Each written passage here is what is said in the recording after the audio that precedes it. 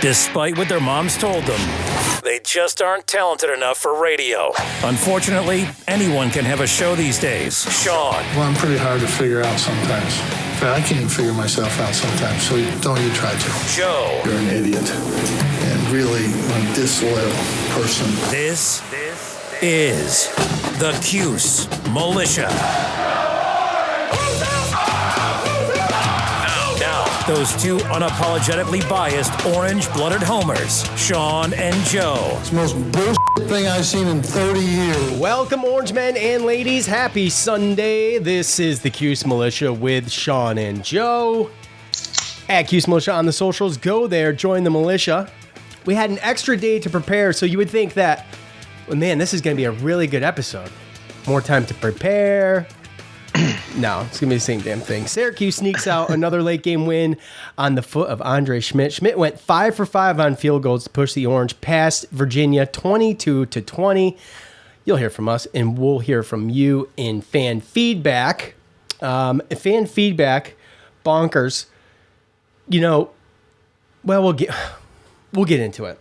It was a different feel in fan feedback. So I have no access to my Facebook page. Joe runs it now. It's scary. I know. Trust me.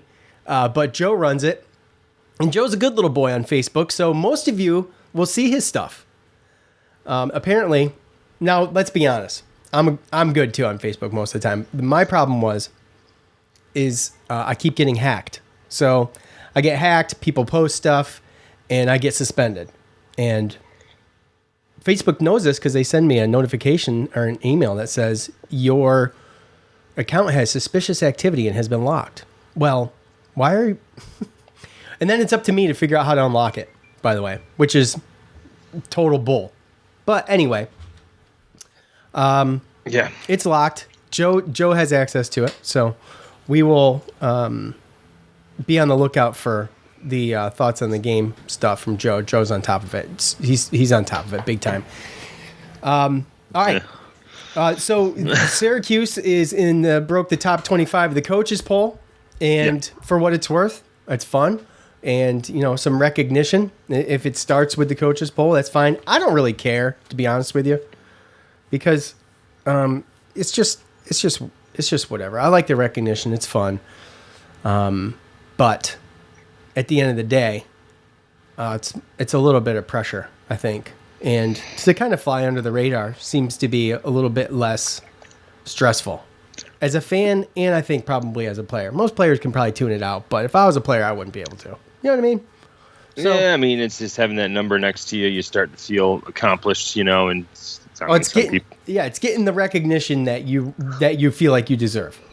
Really? Oh, well, yeah, but then it kind of has that negative effect. Not to say that every team doesn't, but if a team's coming to play you, and you got a number next to your name, then it just makes it that much sweeter for them to beat you, So absolutely, yeah, and that's what it comes down to. So we'll see. Keep an eye on that. Obviously, I'm sure all of you have already saw that today, but we're going to hear from you. But first, as always, let's hear what Coach had to say immediately following the game. First of all, what a game. Another nail-biter at the end. We're really fortunate to come out with the win. We're excited about that. The play was not perfect, that's for sure, but the record is.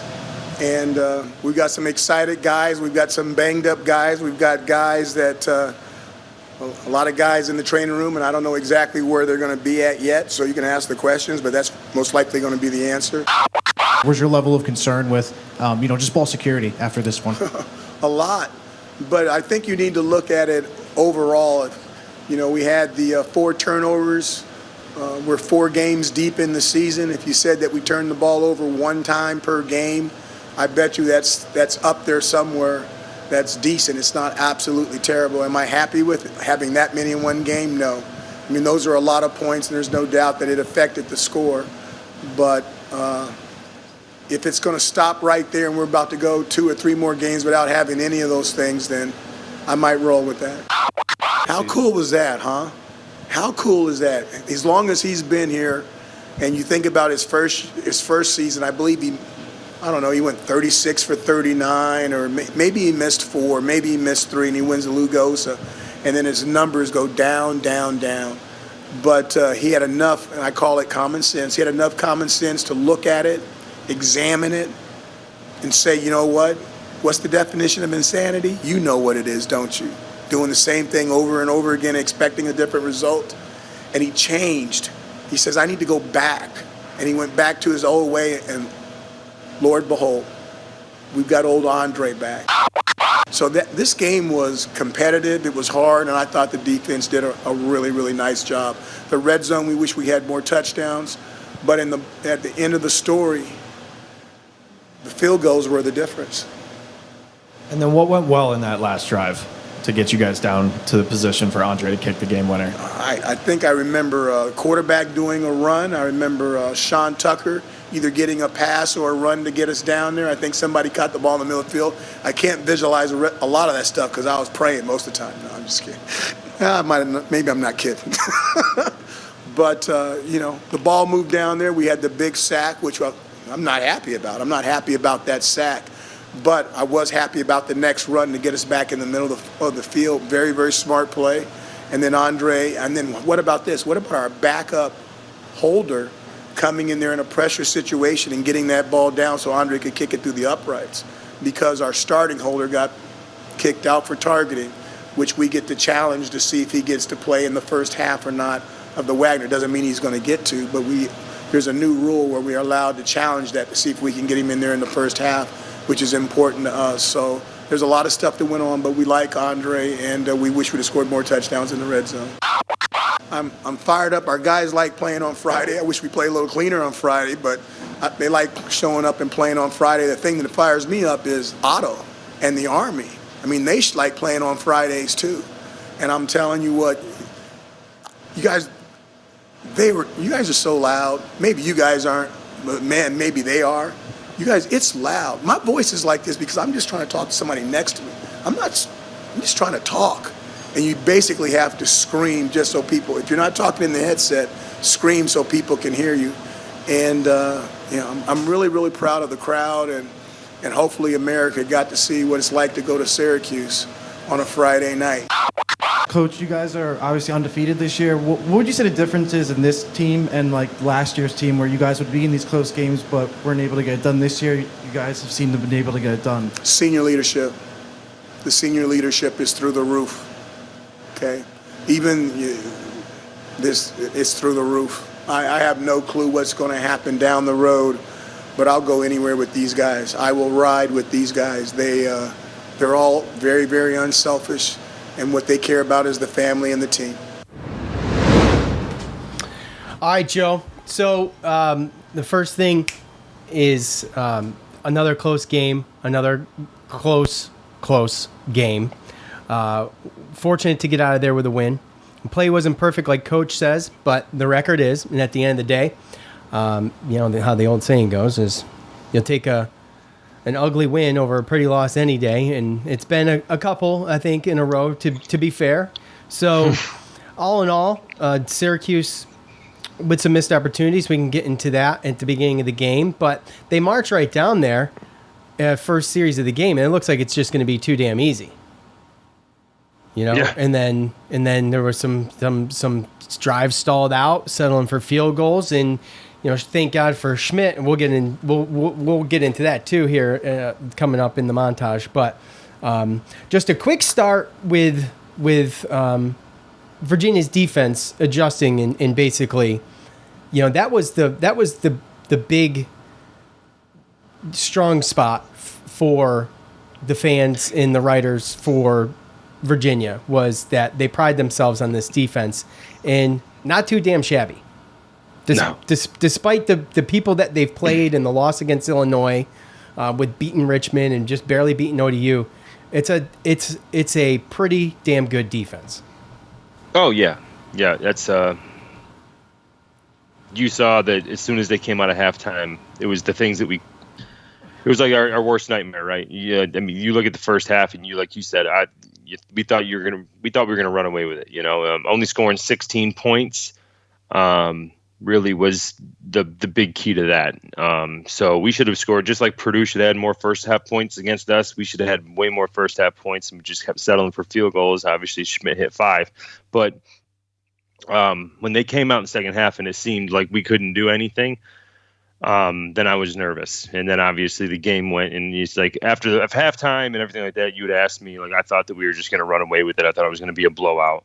But Virginia came out, and their defense definitely stuck it to our offense, and they came back and made it a game. Crazy. Yeah, I mean, crazy. So I went to, like I was telling everybody, if y'all listen to the preview, I went to a concert Friday night, had to DVR the game, and I came back, and of course, like, I get the call from Joe, right? So I could post, and that goes up, and I'm looking at my watch, I'm like, man, another long game. So anyways, I get back home, start the game at about 11 o'clock, and I didn't finish that thing till about 1:45, and that's fast forwarding everything. And Joe, you know me, dude. Yep. I'm not an AM guy. You know, I'm a 11 p.m. type bedtime on a weekend. So anyway, I'd have stayed up and watched it with you. So yeah, well, thanks. Everybody fell asleep. My son fell asleep. My oldest son fell asleep. My wife fell asleep. But anyways, it was worth staying up for. I will be honest though, when you get to that point and you feel like everything's about to implode, and you just stayed up till, it's 1:30 at the time. I'm going, man, what a freaking waste of my time. So anyway, ball security, obviously a focal point of the game, and we had 3 fumbles, right? So was it Courtney Jackson, Tucker, very rare, right, and then Pena with 1. All of those things said. Now you're gonna win a game with 4 turnovers, including the Garrett Schrader interception, and especially the punt return or kickoff return from Pena, how he just put him down there in great field position, and you just got to think, man, what a disaster. But again, they survived a game with 18 penalties. They survived a game with now 4 turnovers, and Coach talks about, well, it's not terrible. He justifies it by saying the average is 1 a game. Well, I mean, 4 in 1 game's bad. I don't care how you average it out. It's bad. So a couple, like Tucker's and Pena's, well, actually all 3 of the fumbles were Pena and Tucker, those were. Yeah, Courtney Jackson was going down. Yeah. Garrett Schrader, we talked about it. We knew eventually he'd throw an interception. You're not going to just go a season without throwing one. So he's been way, way above what we expected. Even the positive fans for Schrader. I think that he's actually exceeded expectations up to this point. So can't fault him for finally getting that first interception, right? But yeah, I mean, Pena got damn speared in the. Yeah, that's what I thought, man. He I got didn't think speared it was in the back with a helmet. So I mean, that makes sense with a guy that's way, way bigger than him. Tucker's was from behind, punched out. Yeah, well, Tucker's that one's tough, and that's what's difficult about sometimes that people try to make two. And I'm not saying you don't want him to try to make something happen, but the harder that you're trying to fight to break tackles and stuff, a lot of times the ball kind of gets away from your body a little bit. And he broke a tackle and kind of slowed down, was getting ready to start running again, and this guy just came behind him and hit him exactly where he needed to hit him. I mean, and then he fumbled. So I would look at it as, obviously, it's not good to have 4 turnovers in a game, but to your point, we won. We got past that, and then also it hasn't been a consistent thing. If we're getting a fumble a game or this or that, sometimes it's just a happening. Sometimes it's just, we had one of those games, right? Just like the 18 penalties. We had 12 in this one, I believe, but still, to have those turnovers and still win this game, especially after leading the whole time and them going and taking the lead and you having to go back down again and get that score. Like I said, it just says a lot about this team, the grit, and mentally they're in it. Mentally they're not going to fold. There's so much adversity has happened to them in so many different ways on the field already this year with the 4 games that they have, and especially with certain injuries. And they've overcame it every single time. They haven't given up, and that's kudos to the kids, coaches, everything all together. And, like you said, and there's no quit in this team. And the thing about it is, you look at some of these games and you get some ugly losses, you get some ugly wins. But, dude, you need them. Every team's going to have ugly wins. Alabama has an ugly win this season so far. I mean, it is what it is. You have to have ugly wins. Yep. If you want to get to the playoffs or you want to get to a bowl game, you're going to have to rack up a couple of them, and luck's going to have to be on your side. And look, speaking of which, at the end of the day, like you said, they come out with a W. They had some missed opportunities, putting up some points, fell short. Does it matter? I mean, it doesn't matter, I guess, if you win. But and if you wanted to play devil's advocate in a loss, I mean, that's all we'd be talking about, right? So real quick, go ahead, because I'm about to switch gears into the last drive. Okay, yeah, no, I was just going to say it's the same thing. It's just like I feel like games like this are needed. I mean, we're not an Alabama or a Georgia or a team that was, preseason ranked coming in and people are thinking we're going to the college football playoffs. We were just as fans wanting to see, a bowl game, and it's where we've set ourselves up to see something special. But to have, when you're a coach and you have teams that don't make that many mistakes, you play a clean game and then you still win a close one. Those are the ones that are tough because it's like you don't got a lot to pull out of that, and then sometimes players can get overconfident when you win games like that. So to have a situation where you can come back and be like, look, we won that game, but 18 penalties, really? Like we won that game, but 4 turnovers, guys. It's not, you're not going to be able to rest on your laurels when it comes to winning, and we're still going to have to get better. You're looking at this offense. The longer that this offense goes and Anai and Beck are calling the plays, and more that's on tape, then the easier it's going to be for these defenses. And we got some good defenses coming up that are going to be able to stop what we're doing. When you look at it, they kind of stopped the whole run game. And Schrader did enough with his arm to win this game on offense. I mean, obviously the defense holding them to what they held is really what helped, but it was an overall team win, and it's something to where we have to get better. I mean, the offense looks good, but defenses are going to start understanding what we're doing, so we still have to evolve. They have to some degree. They have to some degree, and that's a fan feedback thing, and we'll save it. But you had the final drive of the game. Okay, so we talked about this. This is almost the same exact situation as down in Purdue, except for they didn't have to score a touchdown. All they needed was the 3 and a field goal. You had a nice Gadsden, dude. Man, this dude is on fire. I mean, he is killing it right now. What's he have for the year? He's got 300 yards even on the year on 19 receptions, an average of 15.8 with a long of 46, 3 touchdowns, leads the entire receiving corps. In fact, the rest of the wide receivers combined have 5 touchdowns. So Gadsden's killing it. He has a nice catch over the middle. Last drive, Tucker has a nice catch, 15 yards. It was his biggest gain of the day, running or receiving. There was a sack on 3rd and 7. Luckily for us, a barely face mask, in my opinion. And just look, if it was my team and they got that call, and the other team got that call, I'd be a little pissed off. I'm not gonna lie, but it was a face mask. It was just barely though. Thank God it was called. The best game of the play, or the best play of the game for me, that was 12 and 5. Schrader loses another 12 on another sack.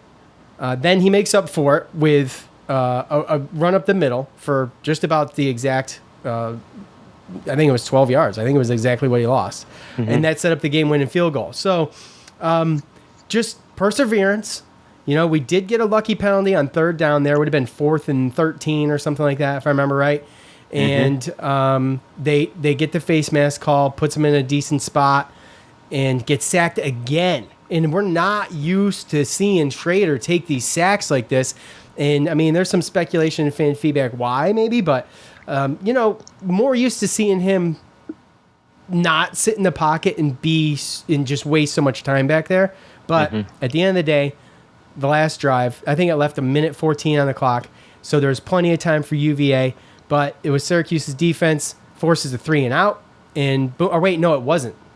Wasn't there a long catch? Didn't UVA move the ball and at least get 1 first down? I feel like they did.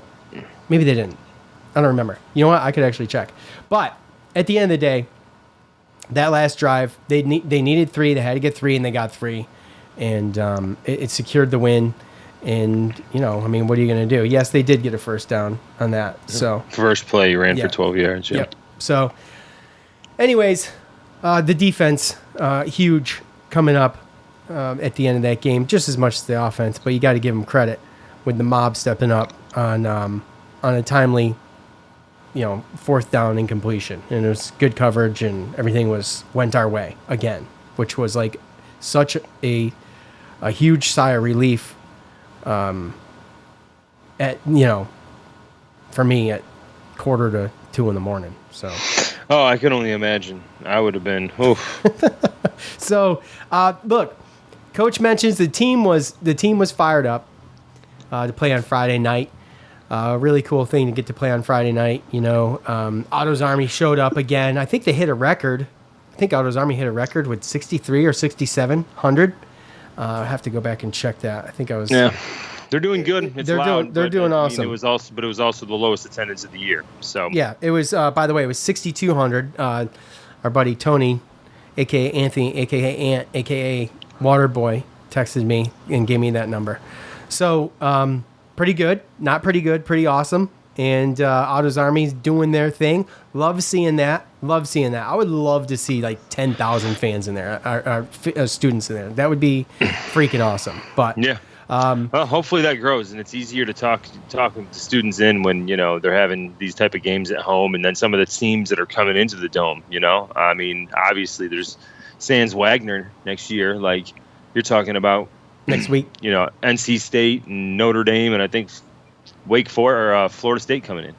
So, I mean, those are 3 still major opponents, so we can kind of make this up because, I mean, honestly, our home game attendance was 37,000, I think, against Louisville the first game, and it has gone down every game, and we're undefeated, so it just doesn't make any sense to me. Yeah, I know. It doesn't make any sense, and maybe, just maybe, we'll, we can get over the hurdle. The thing is, for me, look, okay, a quick story. I was disappointed in the crowd. I feel like it's tough for me to sit here and criticize the crowd, even though I do, because I don't get there enough myself, even though I live out of state. It's difficult, but I don't get there as much as I'd like to, so it's hard for me to criticize, and it's easy to play the hindsight game, or the speculative game, where I say, if I lived in Syracuse still, I'd have season tickets, which I'm telling you I would. But that aside, I grew up with a lot of my friends going to games. I didn't get taken to too many games as a kid because there's just some people, my parents, growing up, they would rather go sit at a bar in East Syracuse in the Village and watch the game with a bunch of rowdy friends, right? So where they can sit there, drink beer, it's cheap, you don't have to deal with crowds. And this is what I would say is kind of like the East Syracuse, growing up in East Syracuse, that's the East Syracuse staple for me. So I didn't get to go to a lot of games. Now, I don't know what's going on now, but there should have been way more locals at that game. It's really disappointing to have a Friday night game like that. I know they're not all parents of players. There's got to be a good amount of people who aren't having anything else to do on a Friday night. But the thing is that that's what they do. A Friday or Saturday night, they go. So there's always an excuse. Well, Friday and Saturday night, we're going out to Brad's or freaking the Caboose or Trappers or the Beginning to watch the game, and because that's what we do on Friday nights. We go there instead of just buying season tickets and going to the games. I had to beg my parents to take me to games. They hated taking me to games. So why? Yeah, well, unlike you, because you haven't been to Syracuse or have lived there for so long since you were pretty much in school. But I feel like I can because I just moved 7-8 years ago, and when I was there, I was going to every game for like the last 8 years or something like that. So. I was a fan that was going and sitting in the nosebleeds and drinking some beers and getting loud and occasionally to the point where actually more than occasionally, to where I was when you piss other losing fans my voice, off. right? Well, here's the other thing. When Amy, my wife went to VCU and we got student tickets and things like that, and you're yelling so loud, you're pissing off other Syracuse fans. Like, that is such an uncomfortable feeling. That's actually happened to me, and I know how loud you get, so it's probably happened to you too, right? Well, that's like I said. That's why we sit in the nose. We sit in the nosebleeds. You can see everything, and you're away from everybody. We're on our own little world, so we don't bother people. Well, back when I would be there and available to go, living in Syracuse, I moved when I was 21 or something like that. So I didn't care. I would care now. I mean, but back then I just didn't care. I expect it to get better. Well, I expected to get better. I expected it better Friday night, and it didn't happen. So we'll see. I mean, I'd like to break the 40,000 threshold. I think that's a good number to shoot for, and I think it's realistic. I mean, honestly, I don't see a reason why we shouldn't be able to get 8 to 10 more. I mean, it's still not filling it up. There's plenty. What of is it? 53, Joe? If I remember right, something like that. I think it's somewhere between 52 and 54. But, and this isn't bashing the fans that go. No, absolutely not. That's not that. It's one of those things where then that's where I think that basketball is funny, because basketball fans go there like it's a show, like it's the entertainment, it's something to do. So there's a lot of fans that go to basketball that sit on their hands and they're not that loud. So we got 35,000 in football, and these people is a lot, like you said, a lot of the students and these guys are diehard. So even though we're not getting, over 40 like we think we should, and how amazing it would be to have, 42,000, as loud as it's been, add another 8,000. But the 34, 35, 36 that have been going have definitely been doing the trick. Yeah, absolutely. And hats off to them. And I'm not even, air finger quotes, bashing fans that don't go. I just want to see more. That's all. And I'm trying to kind of figure out why we don't see more. It's just frustrating. Right. That's all. Because, I mean, that's the thing. I understand that things come up and that some people just can't go to games and they got stuff going on. But, yeah, it's just, I guess I'm right there with you. I think that the fans that do go, they do well enough. They've been doing good enough to make an impact, I think, on the game. And it's just more or less, like you said, it's the scratching your head of, how, like, why, what do you got to do to get more than 37, right? I mean, they're 4-0, and the teams they've beaten, albeit, I mean, let's call a spade. Like, we shouldn't be undefeated right now. No, that's my point. Yeah. Other people have beat themselves, right? And Purdue beat themselves. I think we just had I think Purdue beat themselves, but I don't think UVA did. I really think that was just a grudge match. Yeah, well, we almost beat ourselves. We almost, right. If we would have lost, that would have been the case. But I don't think UVA beat themselves. No. I really thought UVA played, for looking at what they had coming in to this game, I thought they played their best game of the season against us. I mean, I really do. And, that's, you can make an argument for some other things, but we're the best team, in my opinion. We're the best team they played, and they almost beat us. Final thing of the montage. Coach talks about senior leadership being through the roof. I mean, these senior guys, these leaders on the field, you can see it. You can see it on social media from them. You can see it on the field from them. You can see it on the sidelines from them during the game, after the game. It is a huge part of the reason why this team overcomes the things that we mentioned earlier. That's how they overcome these things. Just the extreme leadership they have on both sides of the ball. I mean, there's a saying I tell myself as just a manager and just trying to stay humble. And leaders don't take credit; they take responsibility. You see these guys patting themselves on the chest, like my bad, or just getting up and getting back to the grind again and just trying to be better and trying to do better. You listen to their interviews. You listen to Gadsden's interview, in the huddle interview. These guys are given, and he's a young guy. And these guys are given, they're spreading the credit around. And you've got a team full of guys like that, and guys who aren't pounding their chest because they think they're awesome, but they're pounding their chest because they're saying, my bad, I can do better. That's huge. Mm-hmm. That's huge on a team. It's all over the place. Yeah, I mean, selfish play We've talked about it before. Selfish play can ruin a team. It can be toxic in the locker rooms, and that's definitely not the case at all. And it's also part of it too, and you can see it.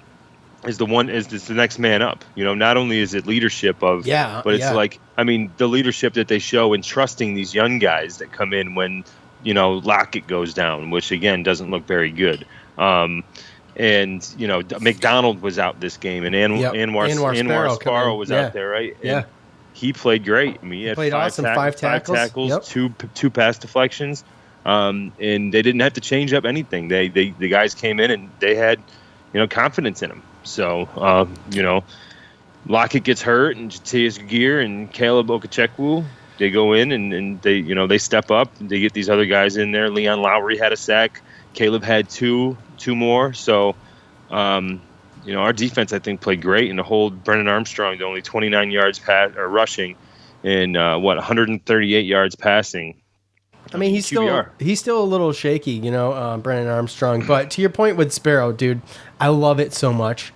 And it's so cool seeing a dude from Virginia Beach go play for your all-time favorite team, growing your childhood team as a kid, and being able to go out there and get his name called like that. It's so cool. And you're right, he stepped up, man. He did big time. And I didn't even know McDonald was out until I seen him on the field.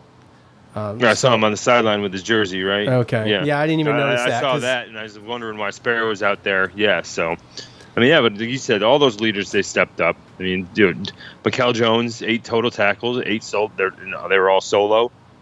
Marlowe Wax had a sack. Garrett Williams gets an interception and a fumble recovery. A big one. That was a huge interception. It was just, dude. Look at that's the type of stuff, like those interceptions, like the one that he had against Louisville when he came back across the field to guard a spot that wasn't his spot, right? And like the same interception with Virginia, he was off running with the other receiver that was running him off, and he saw the pass, he saw the quarterback and where he was looking in the pass, and he completely just left, obviously, because the ball's not, and he went and he made a huge play. I mean, that's instincts, and that's stuff that is gonna. I mean, you see that, and that's why that about all these scouts talking NFL, and that he could be a top, 2 round. Some people are saying he could be a first round, but at least first 2-day draft pick. And you see plays like that, and the way he comes in and tackles an open space by himself, like it's just these guys. They came back. They said they came back to, prove a point. They didn't like the way that last year was. Right, exactly. And guys like Mikel Jones and Garrett Williams could definitely be in the NFL right now, and we're lucky enough to have them on our defense right now, leading it. Yeah, and Coach says senior leadership, and to that point, I mean, there's just leadership. Oh, I just want to be clear about what my point was. There's leadership all over the field. It's not just senior guys. It's everybody. There's people that are captains, but I think that you just have so many players that are kind of like-minded when it comes to that type of stuff. They all know what they want. It's very difficult to get people like that. Yeah. It is. Oh yeah, especially that many on one team. And I mean, just pay attention the whole to team it. to buy in. To buy in, yeah, exactly. That's a great point. Yeah, I mean, just pay attention to the body language on the sidelines and on the field. It's just it can't go unnoticed, I guess. So really cool. There's not a lot of negative body language. There's been a lot in the past. There has been. I remember DeVito getting sacked and him. Not Trill Williams. Trill Williams. The hell's his name? The receiver. I've already forgotten his name. Oh, jeez. You forgot it too? Stop it. Yep. Taj Harris. Yeah.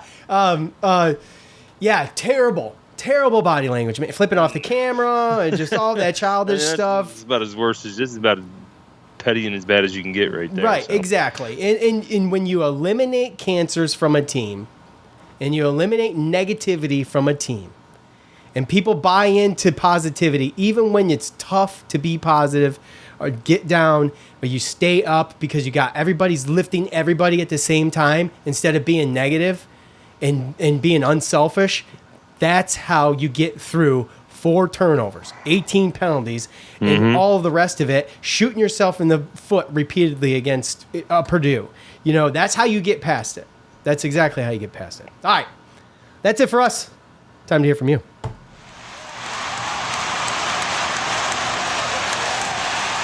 It's time to hear from you, the loudmouths from the Loud House. You guys know what to do at the end of every game. We're going to go ahead and ask for your thoughts on said game, and you leave them. I got to be honest, Joe. I should have given you a heads up, but this isn't to poo-poo the Facebookers, but there is, because I haven't even read anything on Facebook for fan feedback. I haven't even seen it. But the Twitter was just lit with comments. And I found enough to get through. Unless you find something extremely interesting on Twitter, then I have enough on Facebook rather. I have enough on Twitter to get us through. So I'll start here with @CuseMan14. This is the second game when we got very fortunate that the opposing team made more mistakes than we did. And when push comes to shove, the final drive wins the game. There's something to be said. I'm excited to see if we can be undefeated going against NC State in 2 weeks. Well, all right, I'm going to work this one backwards, Joe, and then you can comment. I would very much expect to be undefeated heading into NC State, but we've seen the amount of upsets. Middle Tennessee over Miami yesterday, I thought was crazy. Miami, talk about shooting themselves in the foot. I mean, these guys are running into one another. I'm like, what a shit show that was. So anything can happen, and I don't want to look past Wagner, and I don't expect the team to look past Wagner. But, yeah, to Joe and my point, what we were talking about earlier, you put yourself in a bad situation, but yet you still win the game. That says a lot about just the team in general. And it was another ugly win. I mean, but I'll take ugly wins all year. I'm not pushing the panic button on anything. The one thing I've noticed just in this game, really, against Virginia, was Schrader's decision-making, I guess, when holding the ball. I just expect him to take off a little quicker. I don't know what else to say about that. Well, yeah, I mean, I guess that's really the issue, right? Is more or less a situation where these teams are starting to learn how to stop, the run, obviously, but then they're starting to spy Schrader, so they're not over, I don't want to say they're not being over aggressive. It's kind of how we played against Cunningham for Louisville. We didn't get too far up the field to open up huge holes and make it easy for him to scramble and get yards down the field. So again, they made him pass the ball. So I think that that's a part of it, and then I think there's also there was a lot of leftover stuff out there. There was a lot of times where he went to go throw the ball. If he would have just waited one second, or if he would have turned and looked over, Sean Tucker's wide open in the flat, or so he missed some guys. So again, not perfect, and that's what I talked about having to evolve. It's a situation where we still need to get better with that kind of stuff. Schrader's throwing better, but everyone's trying to make our receivers basically and him make plays to beat them because they're completely taking away the run. So, I mean, that's just what we're going to have to figure out. And the teams are going to continue to do that until we figure out that passing game to where then, obviously we force the change. So here's one for you. @Tegan Brown on the Twitter. Now, Tegan, I believe she's a Citrus TV gal, SU student. Why is the Cuse offense so inconsistent? And also, I have to yell Schrader's name one more time to stop hesitating too long, then thinking he can run the ball. I'm going to lose my mind. I'm sure field security had a blast watching me yell at the team as I stood there. Just that, Joe. We've all known they're stacking the box. They're stopping Schrader. Okay, so if anything, UVA took a page out of Purdue's book, right? And they made it extremely difficult on Tucker. And I think just to add to that, I just don't see the push from the offensive line as much as I was seeing. I mean, I don't know, Joe. Is it a situation where obviously I think it'd be better if Chris Elmore was able to contribute there, but at the end of the day, it wasn't terrible up until Purdue, right? So, I mean, I don't know. What do you think? as far as the consistency, the Schrader thing and the Tucker thing is really the only thing that matters. But it's both the running aspects of each player.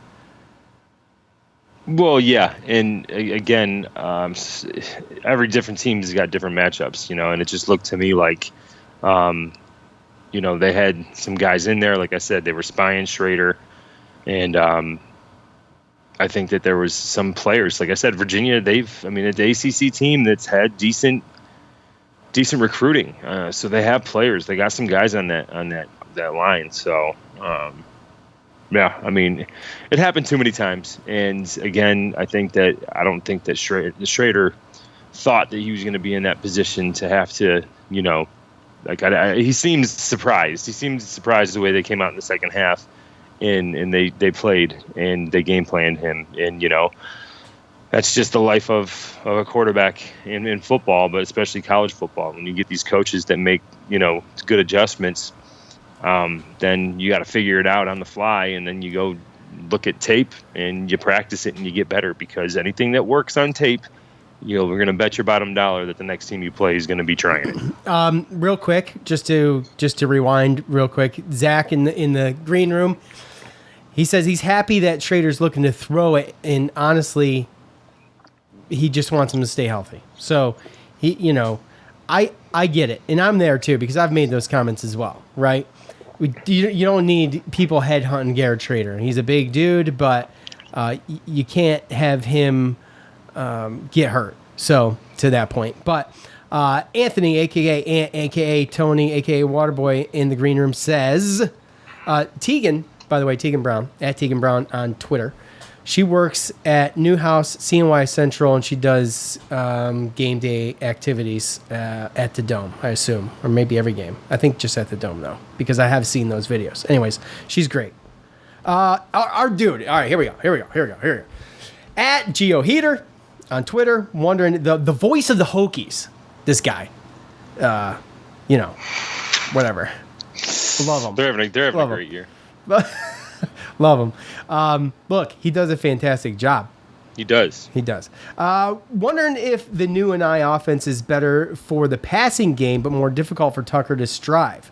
Opposing teams are stacking the box on him. It's a difficult situation. Looks stifled by the UVA defense in the second half. Garrett Williams is a first rounder, Joe. To the point you were just making. 4-0, baby. Go Orange. I don't know if it has anything to do with the offensive coordinator, more so than, but I understand his point, more so than it's just you saw what Purdue did and everybody's going to try to replicate that. So they're going to have to get a little creative with Tucker. Like, someone's going to have to, he's going to have to get some yards to be able to establish himself again and make defenses guess, right? He's going to have a game where and it's not Wagner. That's not what I'm saying. It's going to have to be beyond that, he's going to have to be a point where he establishes himself again and what they're doing isn't working. If everybody's going to copy what Purdue does, right, or did. You were right. And again, it comes down to every team's going to set it up to where they force it to the weakness, right? So it's in the beginning, they're like, we're not stopping Tucker. We're going to let Schrader. And the Schrader's running in Schrader's legs, and he looked a little better of a thrower, right? But his legs were working. Then now they're like, okay, now we're not going to let either of them run, and we're going to force this guy to pass and force these receivers to get open. And I think that there's been some times this year, and especially we saw it in this game, where some of the receivers had an issue getting open. Aranda Gadsden has been blowing up the last two games. You mentioned his stats, 319 catches for three touchdowns? 3 touchdowns. But the last two games has basically been like 215 and 13 of those catches. So the last two games he's blown up. And if there's any question of who our wide receiver one is, it's that. And he answered it the last 2 weeks. He is a mature beyond his years too. I know his dad. I know his dad played and everything, but he is talented and he's a big target dude too. You could just tell in the 6'5", field. 216. Yes, and you can see a lot of those. He runs good routes to get himself open in the middle of the field and stuff like that. Talented, so they're long, putting him athletic. Yeah. But then you got Sean. So he caught 7 for 107. Sean Tucker caught 5 for 45. and then everyone else, no other player had more than 2 catches. You see Trevor Pena, he had a good opening kickoff, and he made set that up. a few decent catches, right? So you see that he adds a different dimension when he's healthy because he had been missing a couple games there. Devon Cooper, I thought we'd see a little bit more, but same thing with Courtney. I mean, it's gonna take a little while, to figure this out. I mean, because I think that we thought that we were going to run and be running a little bit more successful. I don't think a lot of people, even probably the fans or the coaches, thought that the majority of their scoring and the way that their offense is going to come from Schrader's, arm and the receivers as much as it has so far in this 4 weeks. So, I mean, we have Wagner next week, and then we have a bye, and then we have NC State. So, you got 3 weeks basically to get in here, and I guess that's really the best point. We're 4-0, but it's not like a trash 4-0. Like, it's not like we have. We haven't even played our D1AA team yet. Right? It's exactly. It's not like some of these other teams that, they're going to play a MAC team and then a D1AA school, and then we'll go play, Wyoming or something like that. I mean, we've beat Virginia, Purdue, and Louisville. So, I mean, those are names, right? And, UConn isn't the greatest, but no, they're terrible. I mean, but those three teams they're decent. They're decent names. They recruit better than us. They're in good conferences. They're Power 5 teams, and anybody can question whether or not we should have won all those games, but we have. And it doesn't exactly. It doesn't matter. We have injuries. Right. We know what our weaknesses are, and now we have 3 weeks before the meat and potatoes of the schedule starts to fix these things, because I do see a lot of missed opportunities out there. There's times where I think that, they should be able to get Tucker, some more runs on the outside, outside the tackles. And also, like I said, there's a lot of times where Tucker was wide open in the flats or on his route, and Garrett Schrader just didn't didn't get to the read, whether it was the pressure or he saw somebody else. Joe in the green room, he said he watched the game twice. He didn't see any counters. He didn't see any screens. He didn't see any draws. So Tucker runs in between the tackles. And I don't know if they have much designed outside of that. Obviously, it's a flip of the switch, but I don't know just if it's a comfort thing or what. But he's been so successful in there. But using him as a receiver is something that is a must when he's not. To your point, it's a must when he's not running the ball. I mean, you have to get the ball in his hands. You have to make people wonder and worry about where the hell Tucker is. Yeah, and that's just going to help should help the receivers to get open, right? And if we can get these receivers on the same page and we can start getting a little bit more consistent on some of these drives. I mean, like I said, Schrader didn't play a bad game passing. He had the turnover, interception, and then there was some sack issues because of some. He held the ball pressure. too long. Yeah, well, he held the ball too long. I mean, you can't expect to not get sacked when you hold the ball as long as he did in a couple of those plays. Not all of them, but especially the ones late in the game. I mean, He ran backwards way too far. It's just, I mean... But how many times has he done that and escaped? Yeah, I know. Well, that's what I'm saying. Yeah, I know. At the end of the day, I mean, there's been plenty of times where he's held that ball that long, and then he's ran for 13 yards. There's been times where he's ran 12 yards, 10 yards backwards to make somebody miss a tackle to turn around and complete a pass or run for another 30 yards. So, I mean, when it comes to that kind of stuff, yes, obviously his awareness inside the pocket has to get better, and he can look at that. But when you've been successful, like I can understand if it was DeVito, where he's never really making that type of play. But Garrett Schrader's made hell of some plays. Yeah. I mean, they were calling him the magician, right, in the Louisville game and everything, and some of the things that he's done. So why wouldn't he think that he couldn't do that, right? And as fans, I mean, we either got to not be okay with it all the time or just take the bad with the good, because there's a lot of times he's made good plays out of that. This just happened to be one of those games where it seemed like he was bottled up and just holding it and he couldn't escape. I think he's trying to be maybe too careful or something, but I think there's a comment about that too. Let's see. At No Blanchard 44, I understand everyone who's disappointed, but we have to be satisfied that this team has the fight in them to do whatever it takes to win. We started the season hoping we could make a bowl game. Now, barring a disaster, we'll be 5-0 for the first time in his lifetime. Yes, that right there is special. So really cool.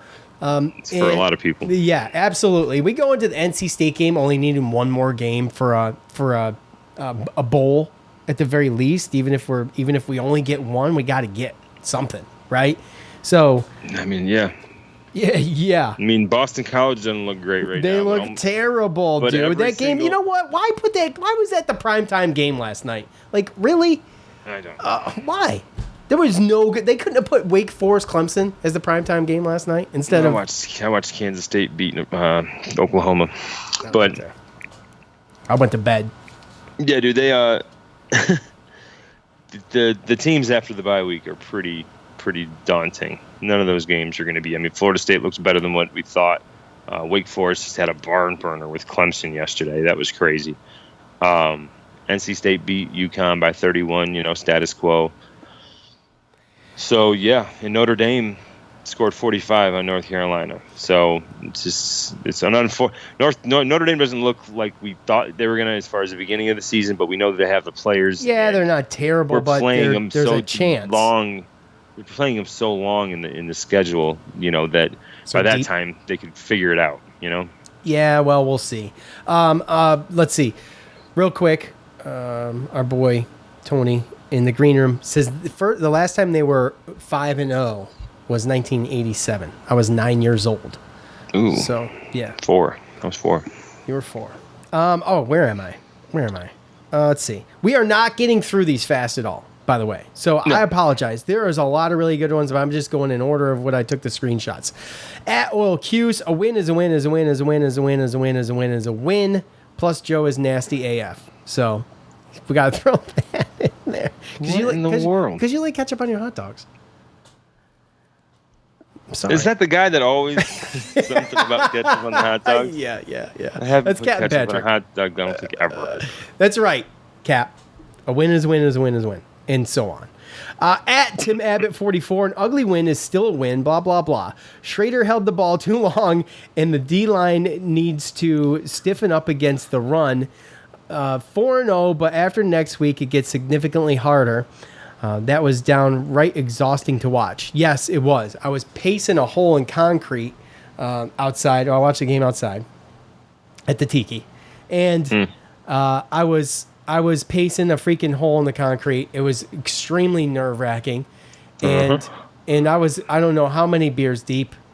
And I'm not saying it because I'm proud of it. I'm just saying I should have been way more calm. So, yeah.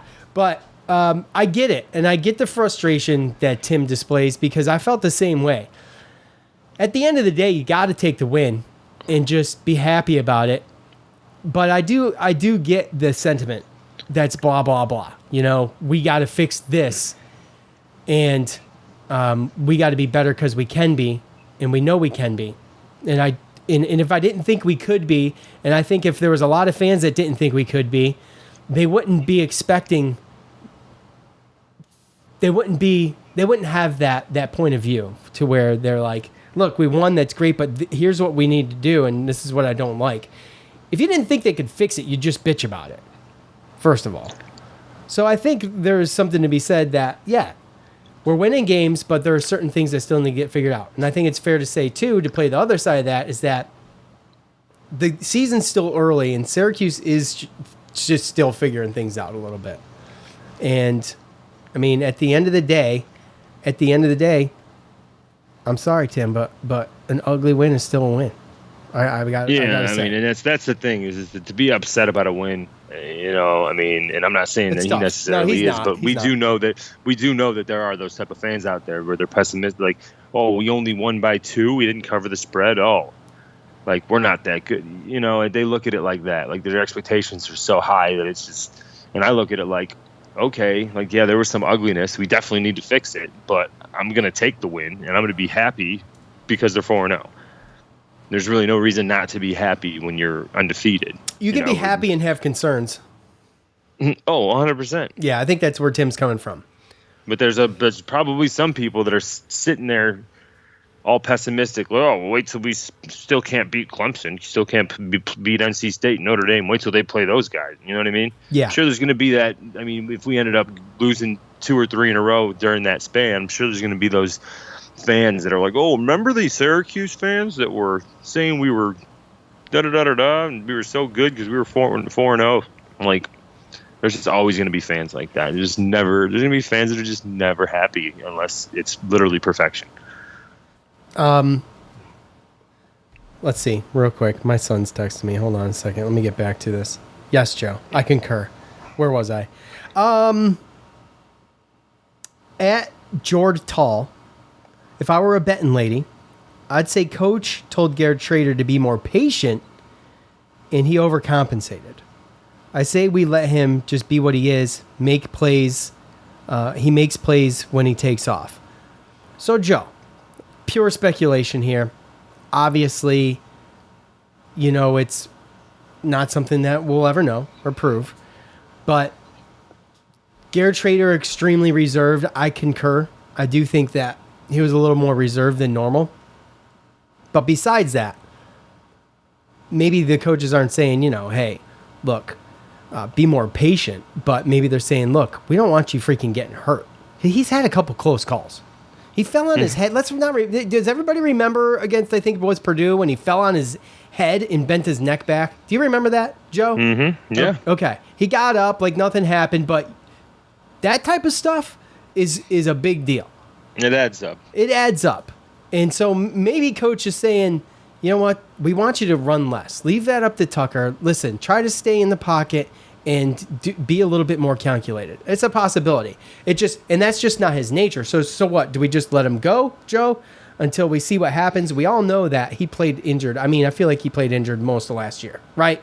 So we don't want to be put in that situation, I don't think. And I think he should be a little bit more cautious. I've been calling for it, but at the end of the day, he's going to have to do something sometimes.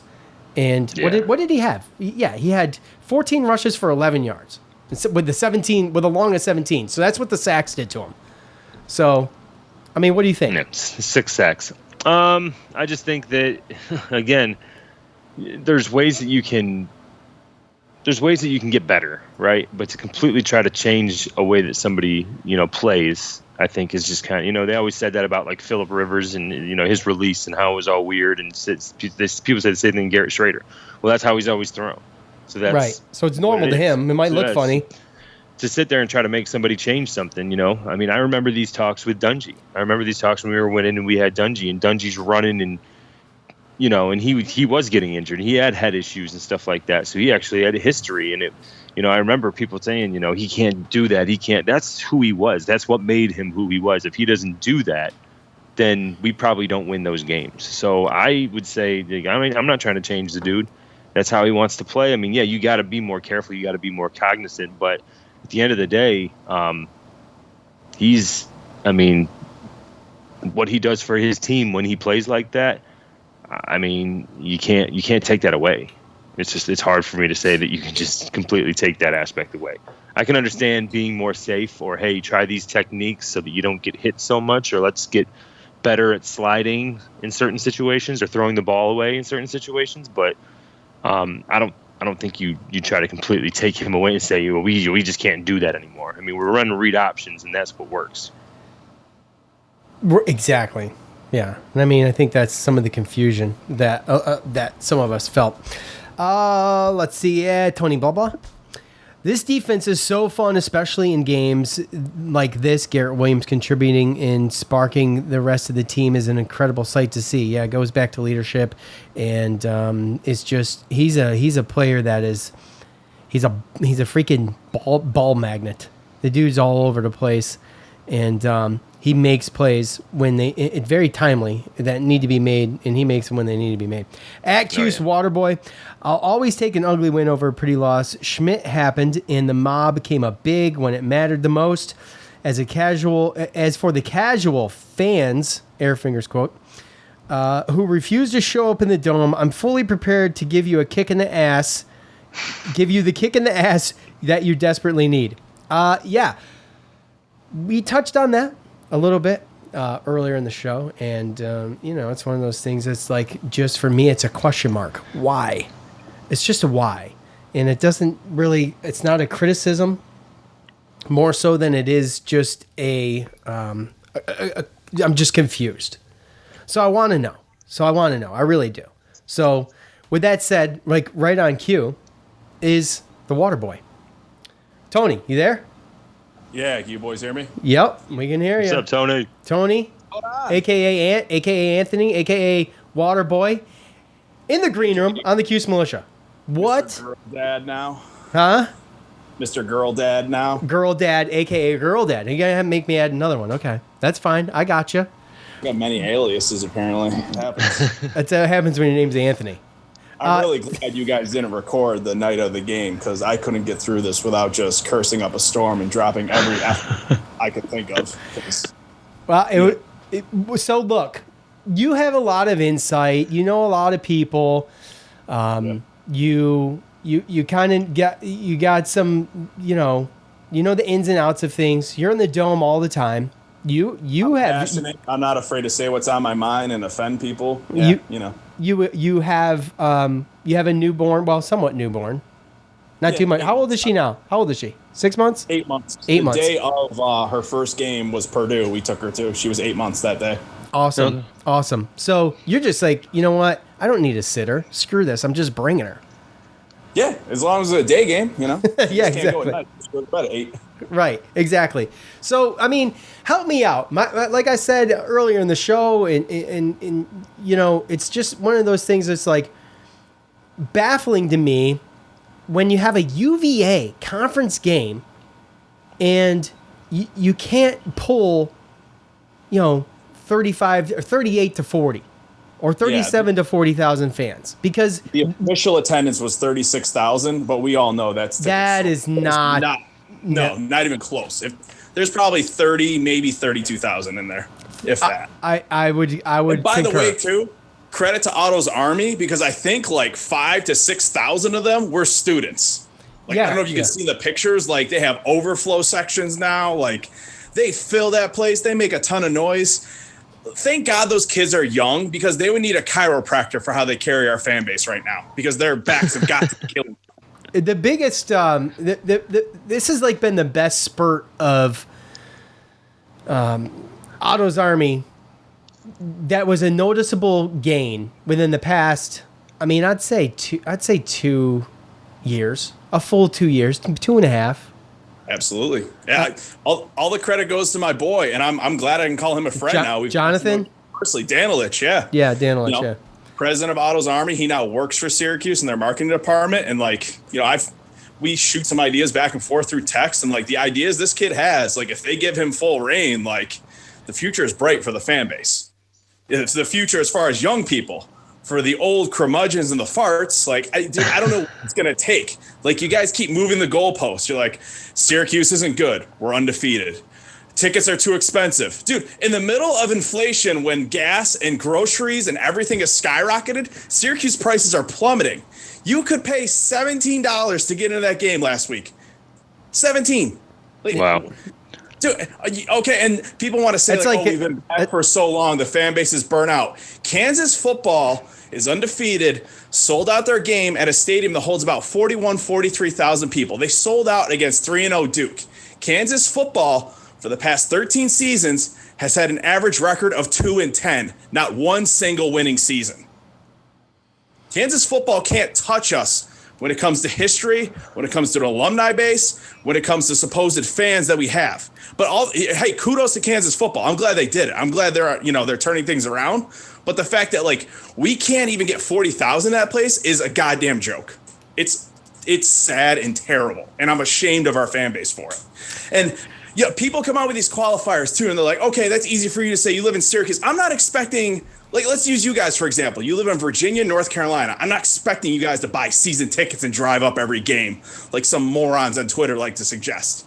I'm talking about the 460,000 people that live in this county for the 5 to 6 times as many people that live within 2 hours of the county to come to a game. There is no excuse for it. I'm done with the excuses. It makes no sense to me. It's a passive group. It's always been a passive group. It's always been finicky. There's a lot of people that are set in their ways. By the way, a pack of cigarettes is like $17 now in Syracuse.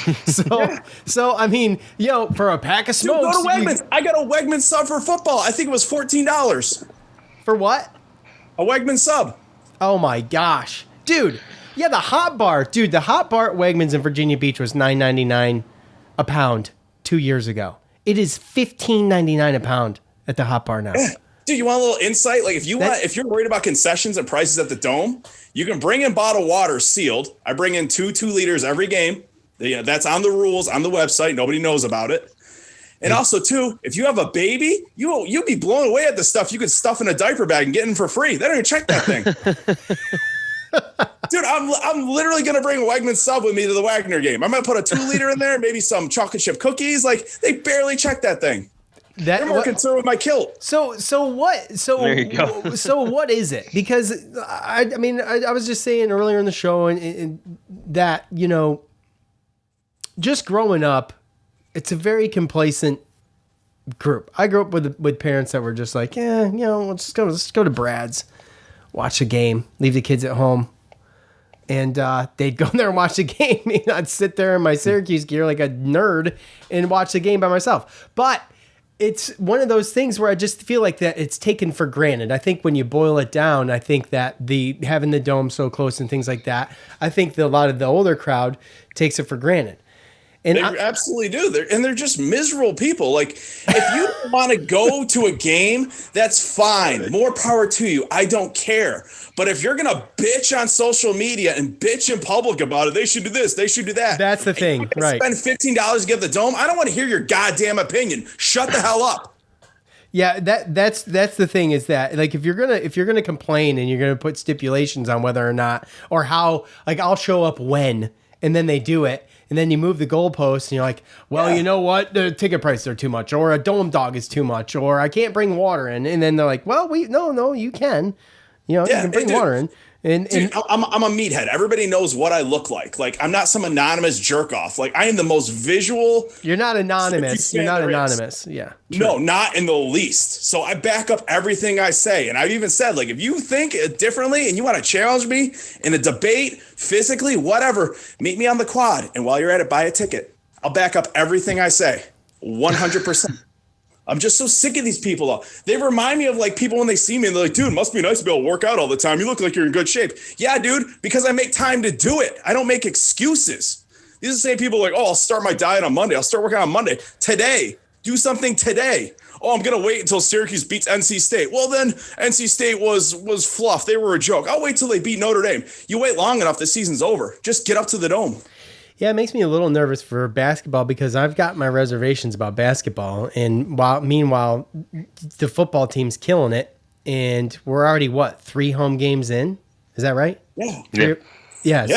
So I can't wait to hear some of the criticisms in the basketball program's growing pains that I expect. But you got a team right now with some senior people on it that are going to be heading to the NFL. And meanwhile, you could watch them right in your backyard play and enjoy it. This team is chock full of NFL talent. Oh my gosh, it's insane. I don't remember the last, probably the 90s, probably. Late 90s, early 2000s. Yeah. Super entertaining to watch. Yeah, absolutely. The games are not boring. It's a good product. It's a great product, especially for the price. I go back to it. The Kansas football game I alluded to. The cheapest ticket for them was $34. For Syracuse, $17. Yeah, well, they're not making it difficult. That's for sure. Well, we got to have some of the cheapest season tickets as well in the country. $99 for where I sit in the end zone. It's a great seat. Like, wait, hold on a second. How much is season tickets? $99 in the end zone. For one set of season tickets, it's $100. Well, one for ticket. 7 games. Yep. Oh my gosh. Yep.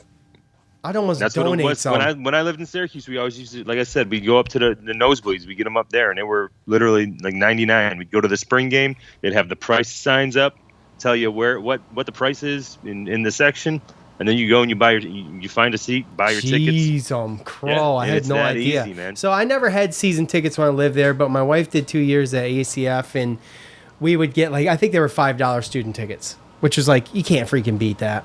Yeah, you know? Now they dropped it to 10 for the last game just to get more butts in the seats. But, like, it's like, come on, guys, it's not expensive by any means. And I love sitting up top. I think it's a better product. You can see everything, especially with our secondary. You see everything develop over time. Mm-hmm.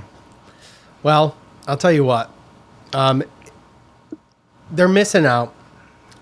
Joe expects the attendance to get better. I just think it is what it is. It's been a struggle for a number of years, and I don't want to like beat a dead horse about it, but it's just been something that's been mediocre for a number of years. But to go with that, they've been putting out mediocre content. And, with last year being the absolute worst year of my lifetime in Syracuse sports. So but the football team 2 years ago, COVID year was awful too. So I mean, it's been bad for a couple years. So it's hard to criticize then because all of the complaining was legit. The complaining is not legit anymore. It is. No, it is. That's what it has been put to rest. You scroll through the comment section quick of any post they put out, and like it lights up, and then all these negative Nancy's are like, oh well, look who they played, or once they play Notre Dame or FSU, it's going to go out the window. All this stuff, blah blah blah. And I'm like, hey, you keep putting this what if, keep putting this qualifier on it. Like, I really don't want to hear your opinion anymore. So if you're not supporting the team, just get out. Go be a fan of Notre Dame or Alabama if you want. Go bandwagon. I don't care. Just stop. And I remember too, a few years back, they used to always talk about there's an article about there's apple picking and there's the fair, and then Friday night games. You have the high school football and all the parent. And so there's always just an excuse, and then that's why the prices went down. And then it was it's the product on the field. They're just not good. So it's like there's always an excuse. That's why I think. That for the fourth week in a row, even though we're undefeated, we're going to see, we're going to see our attendance go down. Where our highest attendance is going to be Louisville, and it's gone down every game, and it's going to go down next week against Wagner, most likely. Oh, absolutely, against Wagner. But I think NC State picks up. Well, then you're going to have 2 weeks, and you're going to have all that crap where you can't say apple picking in the fair, and it's not going to be on a Friday. And I expect it to be a primetime game, and I expect us to be ranked, if not very close. That's why I think, it really it starts with NC State. I can understand. I mean, I get upset about it and passionate about it too, but I'm giving it to NC State. And if they don't show up in NC State, then I don't know. I'm not going to say I give up, but if they don't show up for NC State, you guys are going to do Cuse Militia Uncensored, and I'm just cursing for 20 minutes straight. You came close. Yeah, I'm really holding back. Like I said, it's a really good thing you guys don't record like right after the game because I was fired up. Well, if I would love to do that, it's just not a feasible option. But I would love to. I would love to do that sometimes, and we will for basketball. It's easier, especially tournament stuff. But immediate reaction is, I knew you were chomping at the bit for this, and it's not just this week. It's been a couple weeks, but. Let me ask you one question, and we got to go. But so the media, local Syracuse media, okay, the Syracuse.comers, let's just say. Oh God. And Zach. I don't pay for their subscription. I don't see half of it. Zach, thank you. Zach says, "Can we get someone better than Brent Axe to represent the brand?" LOL. Oh. God, look, Axe has been around forever. So hard to be funny. Oh my gosh! So the analogies, the Brent Axe analogies. He tried to go at me once on Twitter, and I think I said something like, "Dude, I've got more charisma and humor in my big toe than you do in your whole body." And look, he's been around for a while now. Yep. Mike Waters, humble, nice guy. Like Mike Waters a lot. Not that I don't like Brent, but it seems phony with Brent. So, I don't know if it's a you've got guys like from Noons, okay. You got he's so negative, Zach says, yes. Yeah, I've noticed that too. Yep. Whenever I did pay attention to it, I did notice it. But you've got guys from Noons. There's some excited guys over there. I think McAllister's my favorite. He does a ton of recruiting stuff. I love McAllister does do good coverage. And then, Stephen Bailey back over, leaving Syracuse.com and going to 247. He does some good things, but it's not like they really promote the brand, so to speak, right? Yeah. I mean, you CNY Central does some good stuff, but then you guys are. But Nico's gone. So who's filling Nico's shoes? Tommy Sladak, who actually works out in my gym. We've had some long conversations. Okay. He's a good dude. Okay. Yeah, he's from, I think, like Philly originally. And then Samantha Croston also works in sports now, too. And I think she played, I want to say she played soccer, or I wish I could remember, lacrosse or something at college. But she knows her stuff, too. Okay, because there's Nico he's an East Syracuse boy. I became buddies with Nico right before he left, and then he moved to Seattle, and because we were both having kids kind of around the same time, and I was like, damn, man. I was happy for his career move because that's a giant market, but sad to see him leave Syracuse. Yeah, I felt like it was devastating, but he went to a huge market. He's covering Seattle Seahawks now, so it's kind of a big deal. But his dad was my crossing guard as a kid. Nico, I knew Nico when he was my brother and Joe were friends with his older brother Pete.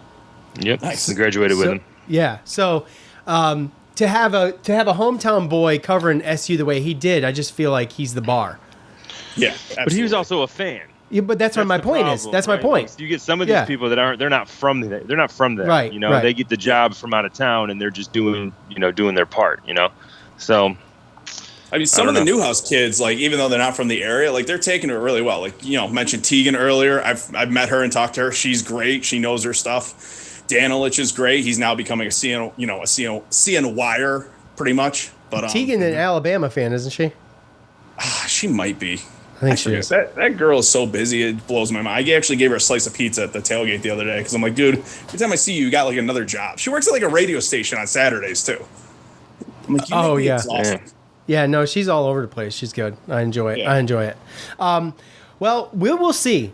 I'm going to give everybody, not that anybody gives a shit if I give anybody a pass, but I'm going to give everybody a pass for Wagner, and then we'll see what happens against NC State. Because, you're looking at something special for NC State and a huge opportunity for Syracuse going into that game. So we'll see. I'm going to lay off the pedal until then, though. So.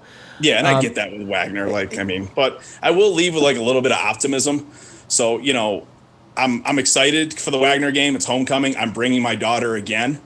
And someone in the family hit me up and they're like, if you're bringing the baby, I want to go. Buy me a ticket. I'm going.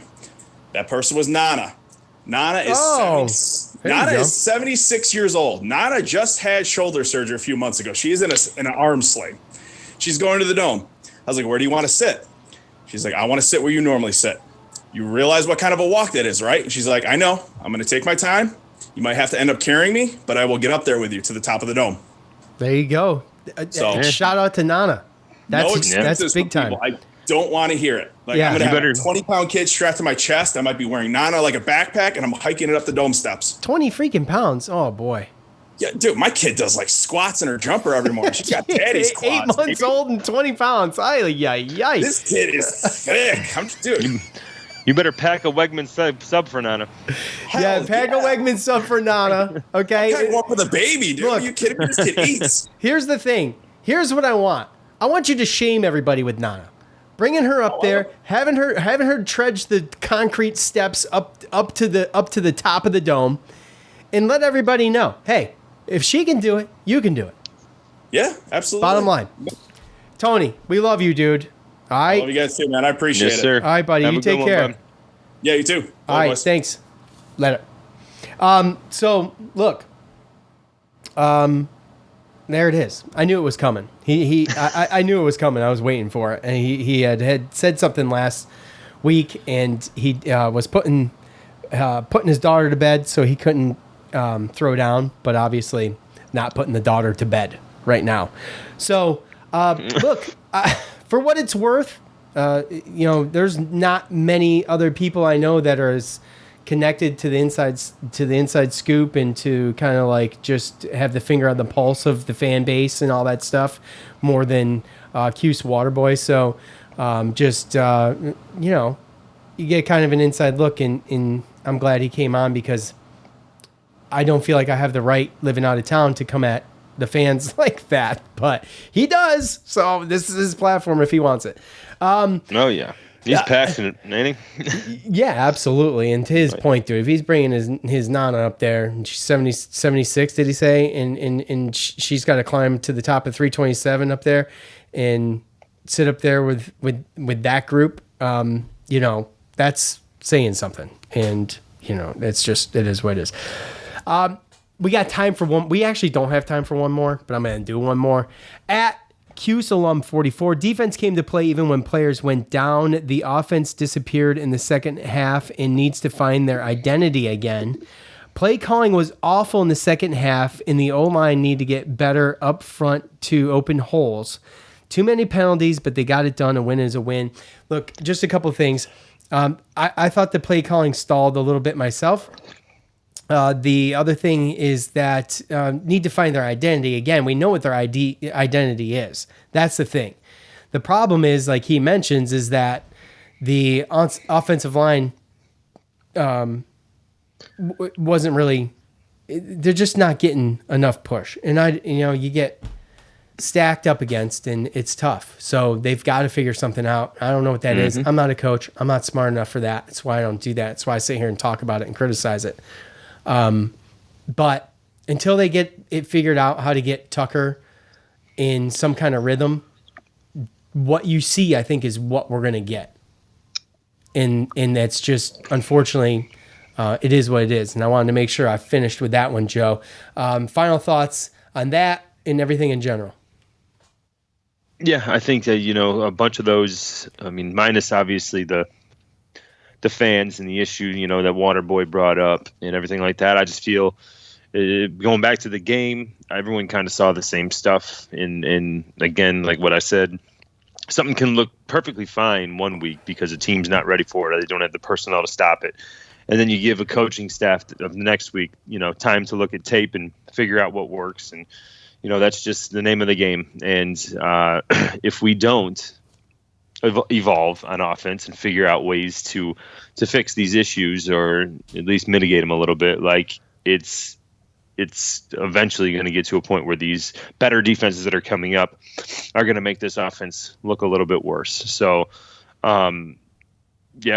know what it is. We got 3 weeks. We got 3 weeks. That's the good part. Yeah. We need to get healthy, and we need to figure out these other little things. And then hopefully we'll be prepared to, have NC State come to the Dome. And, who knows how big a hype it's going to be because NC State's got Clemson and Florida State still between now and when we play them. Florida State looks so good. They do. So that's what it is right there. So they play Clemson and then they play Florida State, and they're getting us off of a bye. So schedule is putting us in a pretty decent position for this game, and all just depends on what numbers are going to be next to the team's names, and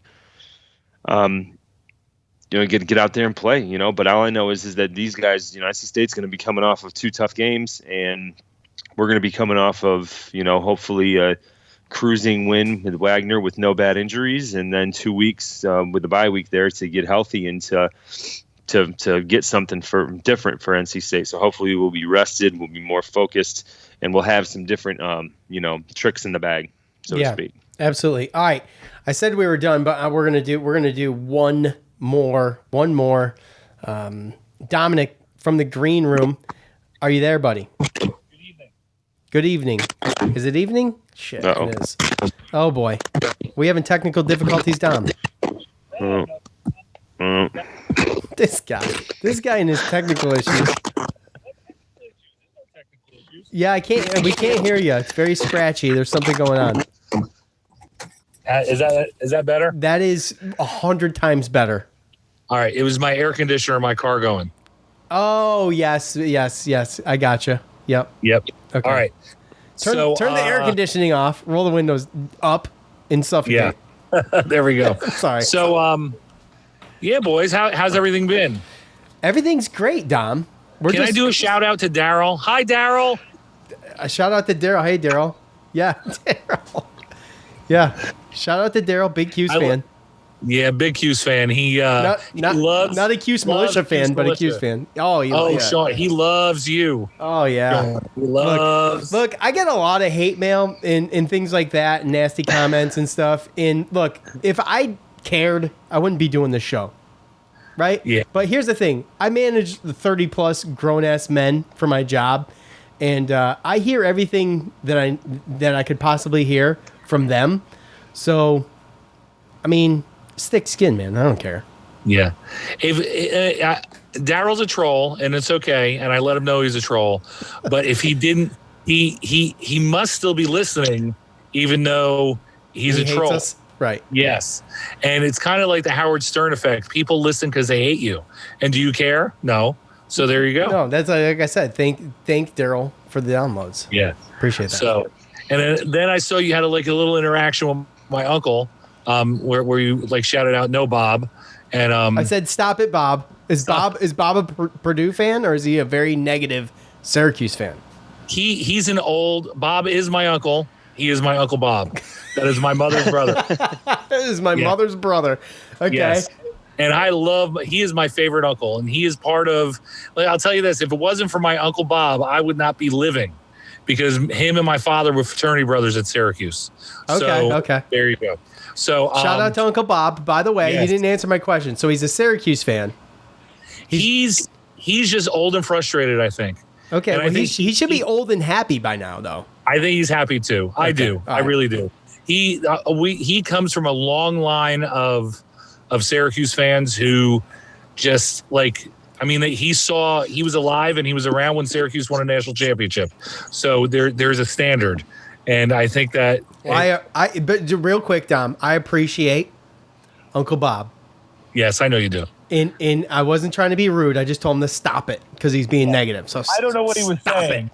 He said Purdue. I asked him for predictions. All he said was Purdue. And I said, stop it. Yes, I could.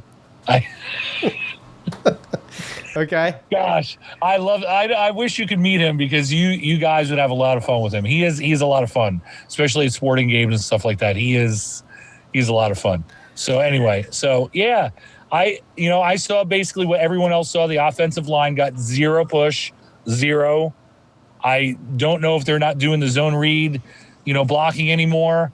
And then when Terry Lockett got hurt, it just seemed like we could not tackle a running back to save our lives.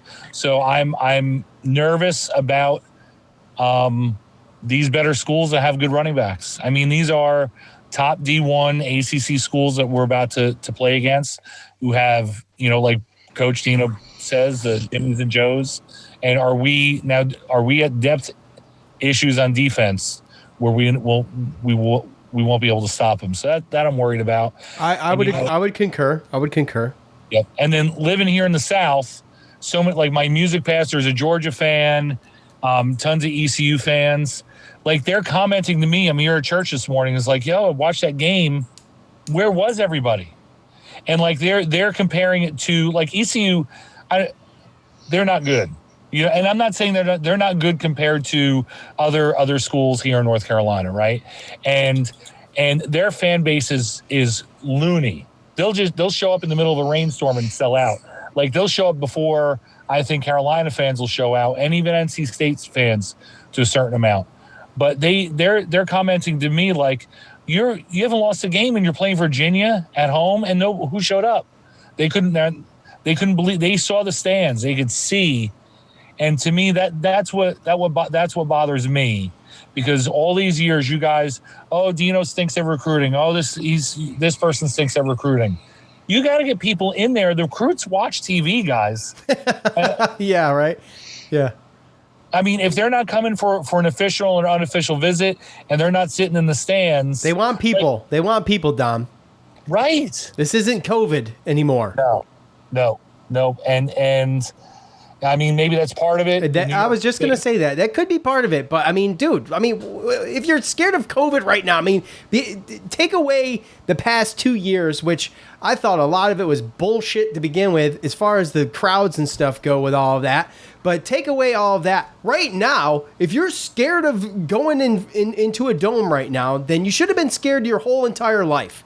Yep. And that's The president, oh boy, who is a Syracuse grad, said that COVID is over. Yeah, he says COVID is over. Yeah, that's true. Well, my Uncle Bob would say that your Uncle Bob went to school with him, didn't he? No. Oh, okay. He believes that his degree should be taken away. So, for plagiarism? Yes. Okay. Don't even get you. Should get him. You should get him. Tell Uncle Bob about the green room, Dom. You know what? I'm gonna send it to him.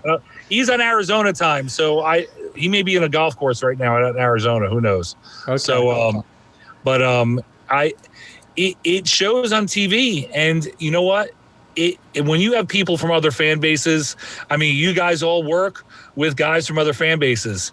That is the first thing I got to hear about. In basketball season, they say, wow, I couldn't even imagine watching a basketball game with 33,000 people. And during football season, it's like, why can't you fill the dome? Yeah, that's a good point. Yeah, I mean, and that's something I've thought about a lot. We can get 25, 30,000 in there for a basketball game, and it's half the size that they shrink it down to half the size. Hell, I've been at Syracuse basketball games where I've been behind the curtain. It's been so packed. Oh, yeah. I've never been there.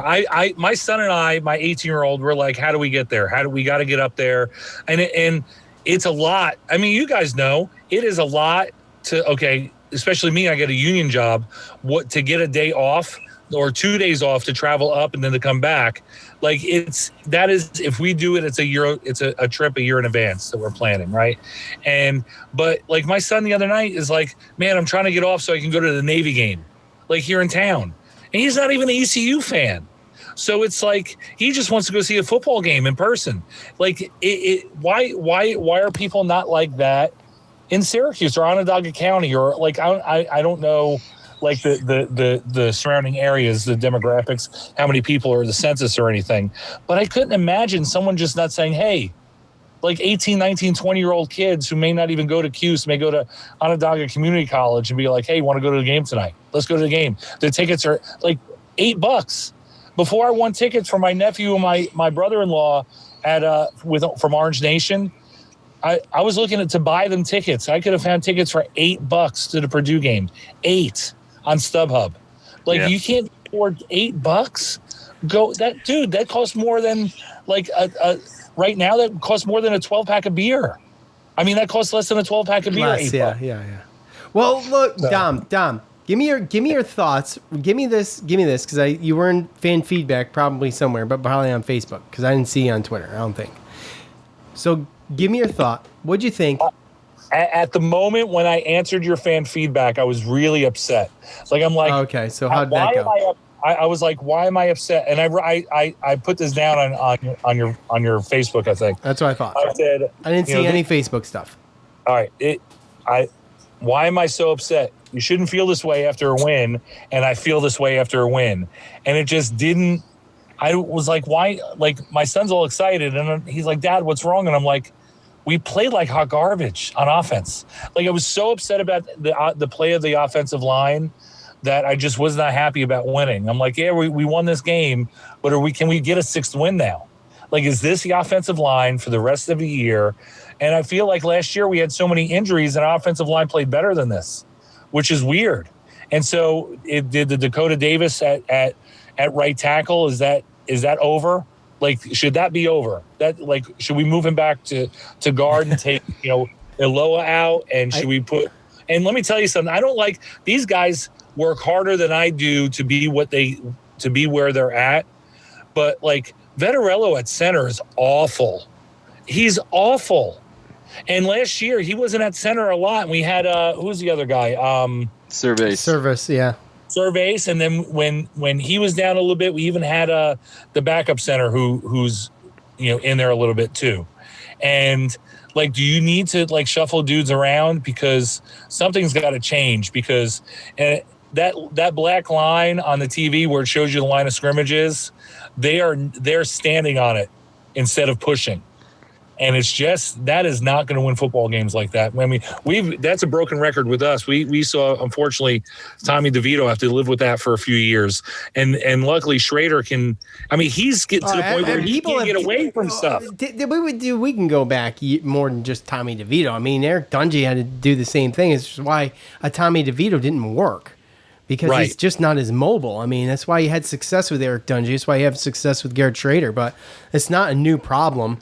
The issue is to just stay healthy. Unfortunately, you lose Chris Elmore. It's a huge loss in the first game of the season when you talk about blocking on offense. Yeah, and I still think that we have some positions as well that I think that are up for grabs. I think after 4 games, you're 4-0. And, there's some big games that are coming up. And if you can figure some stuff out, then you got a real shot against some of these guys to compete. So I wouldn't be surprised if, defensive-wise, I think we know where we're at. If Lockett's hurt, for a long time, which I fear he is going to be. I hope not. Yeah. But there's going to be within Wagner and within this bye week, the next 3 weeks, there's going to be chances for players to be able to get out there. Some young guys, it takes a little while to learn the playbook or, be confident enough in the playbook to go out there and just not overthink stuff and just react. And, it happens all the time where midway through the season, players just get it or something snaps in their head. So I think that there's definitely going to be, some competition and some opportunities for players to come in and take some starting jobs on offensive line, reps in the receiving group, and then also in the defensive line interiorly. Yeah. I think this is around the time when they brought Bergeron in. Yep. Was it the year we went 5-7 and our line was just garbage? And the year before COVID. And I would love to see Enrique Cruz out there. And let me tell you something, Davis, he is a journeyman. He's been hurt a lot. I feel he's not he's not a tackle. He's played guard his whole time here at Syracuse. He's 335 pounds. Is he athletic enough to seal that edge? And I'm like, that is, he doing what he's supposed to do, as big and maybe as slow as he is. Let's see what Cruz has out there. A little bit lighter, a little bit quicker, a little bit more athletic. I'd love to see him on the right side of that O-line, me personally. And I'm not taking anything away from the guys, how hard they work, because, like my friend here at church, he's a former offensive lineman. He's 6'8". He's like, dude, your line, that you got guys playing out of position. And he told me that. He's like that Davis. He goes, I'm looking at how big he is, and he's slow, and he's a guard. And I'm like, well, that's where he's played his whole life. And that's they where probably it just needs don't to think be. Cruz is ready. That's where it needs to be. I think, like I said, I always look at it like this, Dom, and it's like I look at Dino's always said that if freshman, senior, you come in, you play, they're going to play the best players, and I think that we've seen evidence of that since he's been here. So he's also super loyal, almost to a fault. Almost. But I mean, I think he might have learned his lesson last year. Because again, he was very loyal to DeVito, and I think that's why that's why we didn't start Schrader until the fourth game of the season. He knew Schrader probably should have started those right at the beginning of the year. Yeah. Well, I mean, he only had that first camp, right? So I don't know how much he knew about, and this is just, I guess, known a little perfect bit more example than after what he 3 let or on. 4 games where you can have somebody come in and in 3 or 4 weeks get comfortable enough to go in there and actually prove that they're the starter. So I think that he's shown that he's done it even with a guy like DeVito. So, I always, kind of err on the side of if there's somebody that's better, then they'll be playing. And if they're not, exactly, then he's there just because that's their best option. I mean, that's just kind of where I'm at. Dominic. Yeah. We love you, buddy. Thank you. Guys. Appreciate it, man. Yeah, man. All right, buddy. Have a good one, bud. To your point, Joe, that's what I was thinking while he was talking. Like, I know we can talk about who's this, that, and the other. That stuff's beyond me. Like, I don't like. I love that Dominic has the passion to be able to analyze that and talk in depth about it and everything, and to be able to develop his own opinion. But I'm so pedestrian on that end. It's like, look, I've got to trust the coaches to be able to make the right decision on who needs to be where and when, right? Yeah, if they don't get W's, you're fired, right? Right, exactly. It's the thing of it. So you're not going to sabotage your team. If you got a guy that's better, then you're going to play, and it's just sometimes it's a situation where I get it. Like, yes, there's people that are out of position. Yes, we've heard good things about this, redshirt freshman Cruz. But, I mean, it's not up to the coaches to prove to the fans that somebody is good or is good enough to play. It's the same. It's the same on a different level because it's more under a microscope with Jim Boeheim and the basketball team.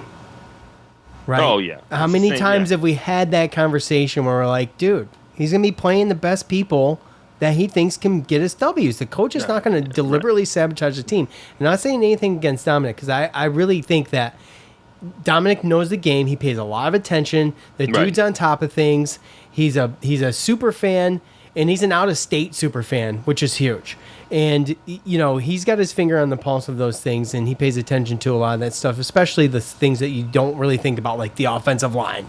Like the average fan isn't thinking about who's on the offensive line, where, when, and where they should be playing, where they play their line. Right. Yeah, but you're right. Anyway, my point is that I got to trust the coaches. That's why I don't question a whole lot of those things. Yeah, I mean, yeah. Right. That's what it is, right? Like, I mean, the coach isn't going to sit here and go on social media or look and say, oh, all these fans are saying that Cruz should play over Davis. So next game, I'm going to start Cruz to prove to them that he's not as good as You're not going to sabotage yourself. And then I'm going to put Davis in, right? Like, at the end of the day, we don't know what's going on in practice. And you just got to trust that the coaches know what's going on, and they know who's ready and who's prepared and who's not. There's multiple coaches now too that have their eyes on this stuff that you got to trust, right? Yep. It's a little bit different than it was last year to some extent, and you got some guys, some really, really talented coaches, which is another reason. You know, we talk a lot about the players, but the coaching has stepped up tremendously. So, just to clear a couple things up from.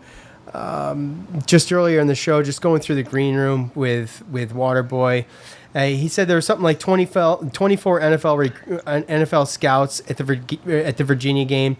He commented on the COVID comment that I made, that he said that isn't the reason that fans aren't showing up. He hasn't heard that one yet. He doesn't believe that to be a issue. And then he did have one excuse that a guy on Twitter said that because Syracuse went cashless, that he's not going to any more games because he doesn't want to get hacked.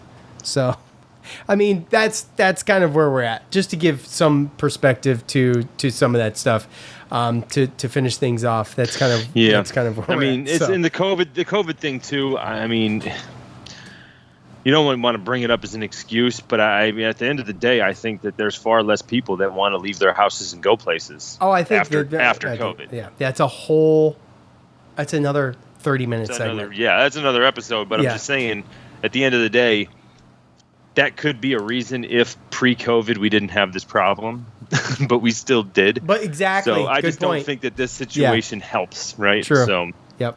Okay. All right. Well, look, we really do appreciate everybody for stepping up and hanging out. Zach, Tony, Dom. Yes, sir. Joe was in there. Michael, I saw Michael in there. Download the Green Room app, man. Get signed up. All you need is an email address, username, and a password. Just do it. Get in there. Get in on the fun. We appreciate all of you so much. For Joe, I'm Sean. We're out. Peace.